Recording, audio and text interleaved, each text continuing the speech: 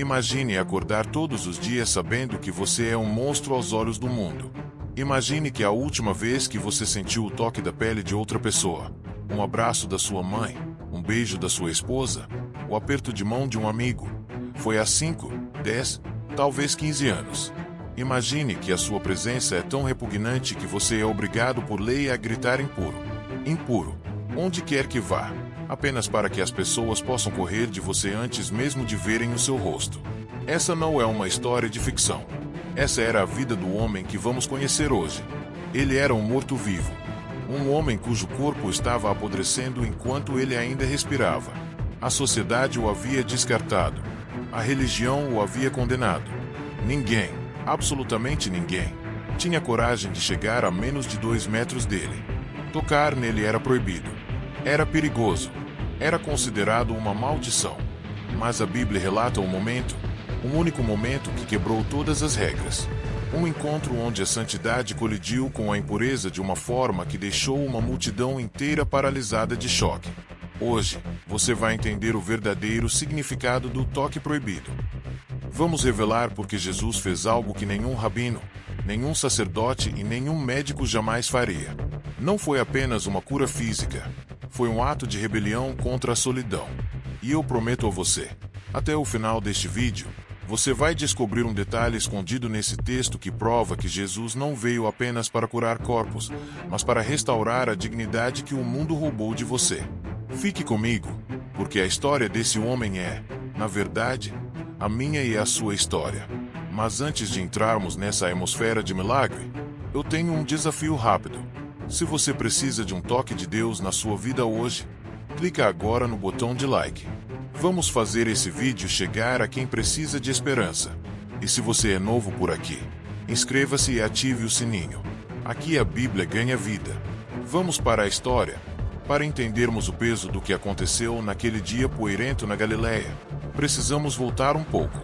Precisamos entender o que significava ser um leproso no primeiro século. Quando a Bíblia fala de lepra, ela se refere a uma variedade de doenças de pele graves, mas a forma mais temida era aquela que comia a carne, destruía os nervos e deformava o rosto. Mas a dor física, as feridas abertas, a perda de dedos, a desfiguração, era apenas metade do tormento. A verdadeira tortura era social e espiritual. De acordo com a lei de Moisés, especificamente em Levítico capítulo 13, o leproso era declarado impuro. Isso não era apenas um diagnóstico médico, era uma sentença de morte civil. Pense comigo, no momento em que o sacerdote olhava para sua pele e via a mancha branca espalhada, sua vida acabava. Você era expulso de casa. Não podia mais trabalhar na sua oficina. Não podia mais entrar na sinagoga para orar. Não podia mais sentar à mesa com seus filhos. Você era banido para viver em cavernas ou acampamentos fora dos muros da cidade, junto com outros condenados. A tradição rabínica era severa. Se um leproso colocasse a cabeça dentro de uma casa, a casa inteira se tornava impura. Se o vento soprasse do leproso em direção a uma pessoa saudável, o leproso tinha que estar a pelo menos 50 metros de distância. Havia rabinos que se orgulhavam de atirar pedras em leprosos para mantê-los longe. Este homem da nossa história vivia nesse pesadelo. Vamos chamá-lo de Caleb, para humanizá-lo, embora a Bíblia não dê seu nome. Caleb provavelmente viu sua família crescer à distância. Talvez ele tenha visto seus filhos brincando longe, sem poder chamá-los. Ele ouvia os risos, sentia o cheiro do pão assando na vila, mas estava condenado a comer restos deixados na beira da estrada. A solidão era sua única companheira constante. Ele havia esquecido a textura da pele humana. Ele se sentia abandonado por Deus, pois na teologia da época, muitos acreditavam que a lepra era um castigo direto por um pecado oculto. Ele carregava a culpa, a vergonha e a podridão. Mas então, rumores começaram a chegar aos acampamentos dos leprosos. Boatos trazidos pelo vento ou por viajantes que gritavam de longe. Dizia-se que havia um novo profeta em Israel. Um homem que não agia como os fariseus. Um homem que desceu do monte após proferir o maior sermão da história, o Sermão da Montanha. Diziam que ele tinha autoridade sobre as doenças. Caleb ouviu que Jesus de Nazaré estava passando perto. E naquele momento, uma faísca de esperança, perigosa e proibida, acendeu em seu peito. Ele tomou uma decisão que poderia custar sua vida. Ele iria quebrar a lei. Ele iria entrar no meio das pessoas saudáveis. Ele iria até Jesus. A cena descrita em Mateus 8, Marcos 1 e Lucas 5 é de uma tensão cinematográfica.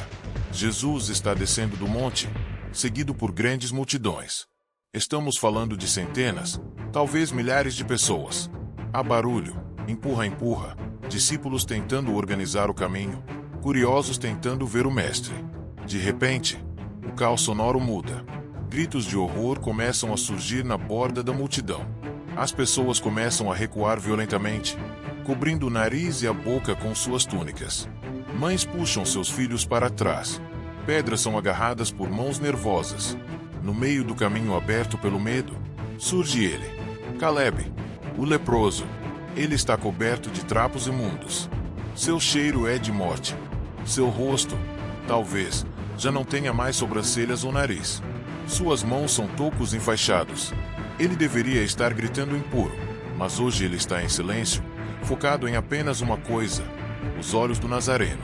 Pela lei, a multidão tinha o direito de apedrejá-lo ali mesmo. Ele estava contaminando a todos com sua presença. Mas há algo na postura dele que paralisa as pedras. Ele não vem com arrogância, ele vem com desespero. A Bíblia diz que ele se prostrou. Ele colocou o rosto no pó, aos pés de Jesus. Imagine a cena, um círculo vazio ao redor deles. De um lado, a humanidade perfeita, limpa e santa de Jesus. Do outro, a humanidade caída, podre e doente do leproso. E então, o homem fala. Sua voz deve ter saído rouca, quebrada pelo desuso e pela doença. Ele diz uma das frases mais profundas de fé em toda a Escritura: Senhor, se quiseres, podes purificar-me. Prestem atenção nisso. Ele não disse, Senhor, se puderes. Ele sabia que Jesus podia. O poder de Jesus não estava em questão. A dúvida dele era sobre a vontade de Jesus. Ele estava dizendo, eu sei que o Senhor tem poder. Mas será que o Senhor se importa com o lixo como eu? Eu sou indigno. Eu sou sujo. Eu sou amaldiçoado. O Senhor quer gastar seu milagre em alguém que a sociedade jogou fora. O tempo pareceu parar. Os discípulos devem ter prendido a respiração. O que Jesus faria? A lei dizia para se afastar. A lógica dizia para falar uma palavra de longe. Afinal, Jesus poderia curá-lo com o pensamento, sem chegar perto. Mas Jesus faz o impensável. Jesus faz o que gera o título deste vídeo. A Bíblia diz em Marcos 1h41 que Jesus, movido de grande compaixão, estendeu a mão. Veja a câmera lenta na sua mente agora. A mão de Jesus, a mão do carpinteiro, a mão que criou as estrelas, começa a se mover em direção ao homem. A multidão deve ter pensado, não toque nele. Você vai ficar impuro. Você vai se contaminar. Mas Jesus não para. Ele quebra a barreira invisível de medo e nojo. E então, o toque. Jesus toca na pele ferida. Jesus coloca a mão sobre a carne apodrecida. Antes de dizer uma palavra, Jesus falou com o tato. Aquele homem não sentia um toque humano há anos. O primeiro toque que ele sentiu não foi de um médico, não foi de um padre, foi de Deus. Naquele momento, a teologia virou de cabeça para baixo. Normalmente, se você toca algo sujo, você fica sujo. Se eu toco na lama, minha mão fica suja. A lama não fica limpa. Mas com Jesus é diferente. A santidade de Jesus é tão poderosa, tão contagiante, que quando ele toca na impureza, a impureza não o contamina. Ele contamina a impureza com sua santidade. Jesus tocou nele enquanto ele ainda era leproso. Ele não esperou o homem ficar limpo para abraçá-lo. Ele o tocou na sua pior versão. E então, Jesus diz as palavras que Caleb esperou a vida toda para ouvir. Eu quero ser limpo. Imediatamente, diz o texto, a lepra desapareceu. Imagine a sensação. A dor sumindo. A coceira parando. A pele, antes cinza e morta, voltando a ter a cor da saúde. Talvez macia como a pele de um bebê. Os nervos voltando a sentir a brisa. O sangue voltando a circular com força. O homem olha para suas mãos. Elas estão inteiras. Ele toca seu rosto. Está perfeito. A multidão, que antes recuava em horror, agora assiste em assombro. O monstro se tornou homem novamente. O excluído foi reintegrado. Jesus, então, dá uma ordem curiosa. Não contes a ninguém, mas vai, mostra-te ao sacerdote e oferece pelo teu purificação o que Moisés determinou, para lhe servir de testemunho. Por que isso? Porque Jesus queria restaurar a vida social daquele homem. Apenas o sacerdote poderia assinar o papel de alta para que ele voltasse para casa, para sua esposa, para seus filhos. Jesus não cuidou apenas da doença biológica, ele cuidou da vida emocional e social dele. Ele devolveu o homem à vida. Esse milagre não foi apenas sobre bactérias ou pele. Foi sobre quebrar a solidão. Foi sobre mostrar que, para Deus, ninguém é intocável. Não existe abismo tão fundo que a mão de Cristo não seja longa o suficiente para alcançar. Que história poderosa, não é? Talvez você esteja assistindo a este vídeo e se sinta como aquele leproso. Não com uma doença na pele, mas com uma ferida na alma. Talvez você se sinta intocável por causa dos seus erros, do seu passado, de um vício que ninguém sabe, ou de uma solidão que te consome mesmo no meio de uma multidão. Talvez você pense: Deus pode me amar, mas ele deve ter nojo do que eu fiz. A história de hoje prova que isso é uma mentira. Jesus não espera você se limpar para te tocar. Ele te toca para te limpar. O toque dele veio antes da cura. O amor veio antes da transformação. Ele está disposto a tocar nas áreas da sua vida que você esconde de todo mundo.